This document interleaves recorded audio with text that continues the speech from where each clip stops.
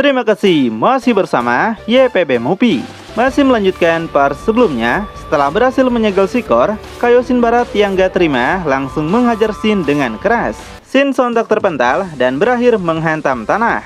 Melihat itu, Gohan sangat begitu cemas dan segera datang menghampirinya. Dia segera memegang tubuh Shin untuk mengecek kondisinya. Sementara Kaioshin lanjut mencekik Dende karena Dende adalah penyebab semua ini. Kalau bukan Dende yang menyembuhkan Shin, mungkin keadaannya nggak bakal jadi begini. Dende berusaha melepaskan diri dan nampak sangat begitu kesakitan. Gohan yang nggak henti-hentinya terkejut melihat teman-temannya terus saja disakiti. Setelah Dende nggak berdaya, Kaioshin segera menghempaskan Dende juga seperti sebuah sampah, bahkan sampai tubuhnya menghantam tebing. Melihat itu, Gohan hanya diam saja, tapi alangkah polongonya, para G-Factor tidak mengambil pedang G untuk segera disembunyikan, yang hal itu membuat Kaioshin Barat memiliki ide untuk melepaskan Sikor kembali. Kaioshin Barat mengetahui cara melepaskan segel dari pedang itu, meski begitu dia hanya bisa melepaskan dengan memberi jangka waktu atau masa tergantung seberapa kuat dirinya bisa melepaskan segel itu. Sementara itu, Shin yang sudah nggak berdaya seperti ikan asin meminta permintaan terakhirnya pada Gohan untuk mengalahkan Kaioshin Barat karena dia adalah penyebab semua ini. Kalau nggak cepat dilakukan, maka akan menyebabkan sesuatu yang lebih buruk lagi. Mendengar semua itu, Gohan hanya popol-hokan alias seperti bingung atau linglung. Namun, di tempat lain, Vegeta segera bertindak cepat dengan menghadang Kaioshin Barat di depan pedang G yang ingin dia ambil. Kaioshin Barat sungguh penasaran dengan apa yang ingin Pangeran Congak lakukan, padahal melihat kondisinya saat ini, Kaioshin Barat yakin Vegeta sudah kehabisan banyak tenaga dan gak bisa melawannya. Di sini, Vegeta memiliki tekad yang sangat kuat karena meskipun tenaganya sudah habis, setidaknya dia bisa memberikan kontribusi terakhir demi bumi dan juga keluarga yang dicintainya. Mendengar ocehan itu, Kaioshin Barat malah menertawakan tekad Vegeta yang so kesatria karena biji manapun dia bukanlah tandingan Kaioshin Barat sekarang. Apalagi berkorban demi bumi itu hanyalah sebuah hayalan belaka. Nggak peduli dengan itu, Vegeta segera maju menyerang dengan ingklek-ingklekan atau tertatih-tatih yang tentu saja pergerakannya sangat mudah Kaioshin Barat hindari. Bahkan Vegeta menunjukkan muka yang kaget, padahal seharusnya dia sudah tahu ini bakal terjadi. Kaioshin Barat yang muncul di belakang Vegeta lalu membongkar rahasianya. Dia bisa membaca pikiran Vegeta sehingga semua pergerakan yang Vegeta lancarkan, maka sampai kapanpun itu nggak bakal kena. Nggak terima dengan kekalahan ini, Vegeta lanjut lagi melancarkan beberapa pukulan yang tentu saja seperti yang sudah saya jelaskan, semuanya nggak bisa mengenai Kaioshin Barat sedikit pun. Sambil terus menghindari setiap serangan Vegeta, Kaioshin Barat mengingatkan Vegeta kalau Vegeta itu sudah lemah, jadi lebih baik menyerah sajalah daripada terus mengeluarkan tenaga demi yang gak pasti. Dia bahkan mengagetkan Vegeta di depan wajahnya dan memberitahu bahwa Vegeta masih 100.000 tahun lebih awal kalau untuk bisa mengalahkannya sekarang. Muak melihat wajah Kaioshin yang so cantik di hadapannya, Vegeta berniat untuk memukulnya lagi. Namun ketika Kaioshin menghindari pukulan itu, tenaga Vegeta sudah habis dan menyebabkan Vegeta langsung terjatuh nggak sadarkan diri. Melihat semua itu, Shin cukup kagum dengan kemampuan Kaioshin Barat karena meskipun telah menjadi jahat, tapi kemampuan teleportasinya masih ada. Apakah ini sebuah peraturan para dewa di mana seorang Kaioshin yang telah berkhianat seharusnya nggak memiliki kemampuan teleportasi lagi? Di tengah tak berdayaan mereka, Kaioshin Barat sudah berada tepat di pedang Z dan akan melepaskan segel Sikor.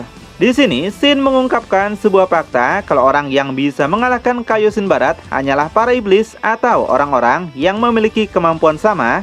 Dan hal ini tentu saja dirinya sendiri, dia harus berusaha sekuat tenaga untuk bisa menghentikan Kaioshin Barat dalam melepaskan segel itu. Shin menggunakan teknik teleportasi juga. Dia segera muncul sambil memeluk tubuh Kaioshin Barat, yang hal ini disaksikan Gohan serta Vegeta yang telah sadar. Kaioshin Barat pun begitu penasaran kenapa Shin melakukan semua ini, padahal dia tahu kalau Shin telah kehabisan banyak tenaga dan pasti nggak bakal bisa memberikan dampak apapun kepadanya.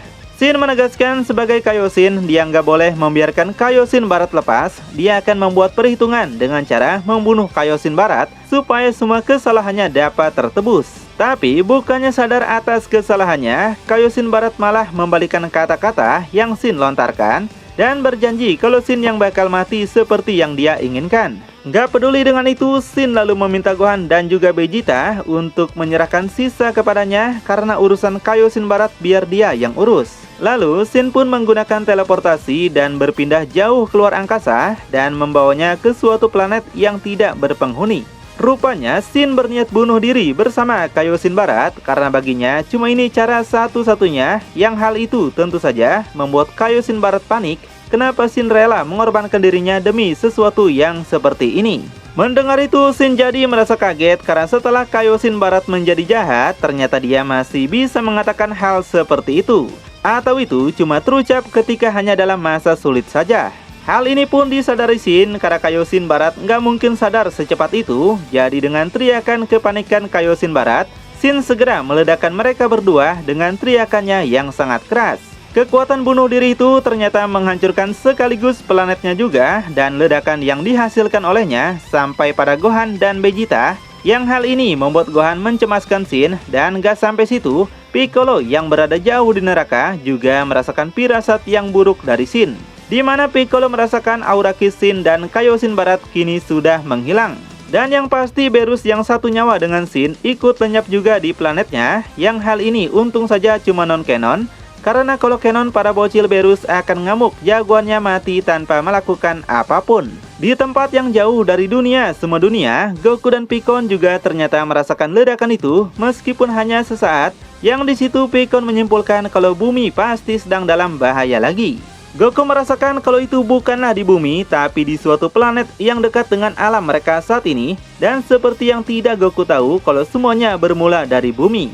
Tiba-tiba mereka dikejutkan dengan kedatangan naga bintang 4 yang entah kenapa bisa ada di alam ini juga. Dan kedatangannya ke sini, dia akan memberitahu semua yang terjadi di bumi. Naga bintang 4 segera ngasih tahu mereka kalau Kaioshin telah mati mengorbankan diri. Yang hal itu sontak membuat Goku serta Pikkon kaget kekacauan seperti apa yang sebenarnya terjadi di bumi.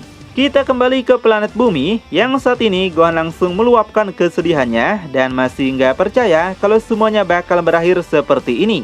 Vegeta lalu mengatakan kalau Shin telah mengambil tanggung jawab besar karena dia mengorbankan dirinya demi kedamaian alam semesta. Vegeta ingin Gohan memahami semua itu, bahwa kedamaian jauh lebih penting dari apapun. Sementara itu, sesuatu yang buruk kembali terjadi, di mana pedang Z menunjukkan keretakan. Yang hal itu sontak membuat Gohan serta Vegeta kaget karena Sikor mungkin akan segera terlepas. Tiba-tiba seseorang memanggil Gohan, yang ternyata itu adalah suara dari kakek tua, di mana dia memberitahu kalau segel pedang Z sepertinya telah gagal. Kakek tua menjelaskan segel itu hanya bertahan sekitar 1 bulanan saja, dan ketika pedang itu pecah maka bisa dipastikan kalau Sikor akan bebas dan membuat mereka harus menghadapinya lagi. Hal ini membuat Gohan penasaran dengan apa yang harus mereka lakukan selanjutnya, karena kalau mereka harus melawan Sikor lagi maka mereka dipastikan akan kalah. Kakek tua sendiri nggak bisa berbuat apa-apa dan malah bengis kepada mereka karena dengan hanya bertanya maka tidak akan memecahkan masalah apapun. Mendengar itu, Vegeta nggak punya pilihan lain dan memutuskan untuk berlatih lagi karena bagaimanapun mereka harus bertarung sampai tetes darah penghabisan. Di tengah kebingungan dan keraguan semuanya, tiba-tiba Shin yang telah mati malah muncul dengan konyol. Yang hal itu sontak membuat kakek tua marah dan bertanya kenapa Shin bisa ada di sini. Shin menjawab dia nggak tahu mau pergi kemana karena sebagai dewa tempatnya pun bukan di alam baka. Jadi mau biji mana lagi, dia tetap akan pulang ke planetnya. Setelah itu Gohan dan Vegeta telah bisa sedikit menghela napas dan memutuskan untuk pulang dulu membuat rencana baru. Dan Mr. Popo juga datang untuk membawa Dende pergi. Vegeta yang masih penasaran dengan siapa sebenarnya Sikor bertanya pada Gohan untuk memastikan kalau Goku tidak selingkuh. Dan Gohan pun menjawab kalau dia tidak tahu, tapi Goku ayahnya pernah menceritakan sesuatu ketika dirinya kecil. Saat itu, Goku dan Gohan tengah mandi bersama dan Goku menceritakan sebuah kisah menarik ketika dirinya meninggalkan planet Yadrat. Yaitu, Goku mengunjungi sebuah planet asing yang ternyata Goku bertemu dengan Kaioshin Barat yang saat itu menghidangkan banyak makanan untuk Goku. Goku memakan semua makanan itu hingga Goku tertidur pulas dan di saat itulah Kaioshin Barat manfaatkan kesempatan untuk mengambil sedikit darah Goku. Dan DNA itu yang digunakan Kaioshin Barat untuk menciptakan anak Goku yaitu Sikor. Dan ketika Goku sadar, dia nampak begitu lemas, ditambah Kaioshin Barat serta makanan di sana telah hilang. Setelah mendengar cerita itu, Vegeta akhirnya menyimpulkan kalau Shikor benar-benar adalah anak Goku yang diciptakan melalui DNA-nya. Di saat Gohan melongo nggak jelas, datanglah Bulma dengan pesawatnya yang akan membawa mereka pergi pulang ke rumah. Bulma juga begitu senang karena sepertinya orang-orang masih pada hidup. Dengan begitu mereka nggak membutuhkan Shenlong untuk menghidupkan yang lain kecuali Kaioshin. Di dunia lain, Goku menanyakan pada Naga Bintang 4 apa yang sebenarnya telah terjadi di bawah sana, kenapa dia bisa merasakan hal aneh telah terjadi. Naga Bintang 4 minta Goku serta Pikkon untuk ikut dengannya dan membawanya ke suatu tempat yang gak lama kemudian sampailah mereka di depan sebuah istana megah, entah itu istana milik siapa. Yang jelas Naga Bintang 4 mengajak mereka masuk ke dalamnya. Ketika di dalam, alangkah terkejutnya Goku dan juga Pikkon ketika melihat ada naga jahat lain, yaitu Naga Bintang 2 mendiami istana ini. Dan naga itu sangat kesal karena mereka menjadikan Naga Bintang 4 sebagai sekutu mereka. Dan dia menegaskan kalau dia nggak bakal mau menjadi teman. Naga itu segera menantang Goku bertarung, dan jika bisa menewaskan setiap naga jahat di setiap tingkat istana, maka Goku akan sampai di tingkat atas untuk bertarung dengan bos mereka, yaitu Omega Shenron. Namun, dari pembicaraan yang mereka lakukan, sepertinya Goku sudah sering datang ke istana ini, yaitu mengikuti permainan para naga jahat untuk mengalahkan mereka dan bertarung dengan Omega Shenron. Tapi kali ini Goku meminta maaf kepada Naga Bintang 2 untuk berhenti dulu karena situasi sekarang sedang krisis. Yang hal itu langsung membuat Naga Bintang 2 lesu. Goku nggak ingin bermain dengan mereka hari ini. Karena saking gabutnya tinggal di alam ini, mungkin telah membuat Goku dan para naga jahat berteman. Karena itulah mereka sering membuat tantangan aneh. Naga Bintang 4 yang gak ingin basa-basi lalu meminta Naga Bintang 2 untuk memanggil Omega Shenron karena mereka punya urusan penting yang harus disampaikan. Naga Bintang 2 segera menuruti apa maunya, padahal dia sendiri sangat ogah disuruh-suruh oleh makhluk itu.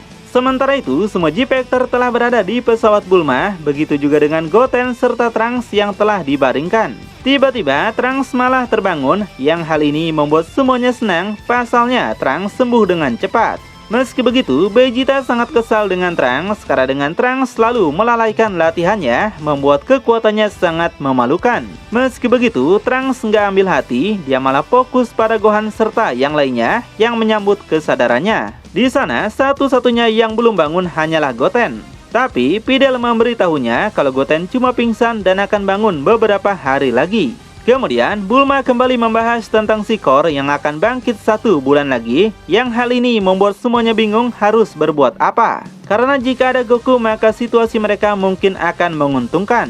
Merasa kalau Goku nggak mungkin bisa dihidupkan lagi, hal ini tentu membuat Pan sedih dan langsung ditegaskan oleh Vegeta kalau Goku tidak mati, tapi cuma meninggalkan dunia ini dengan kerelaannya sendiri.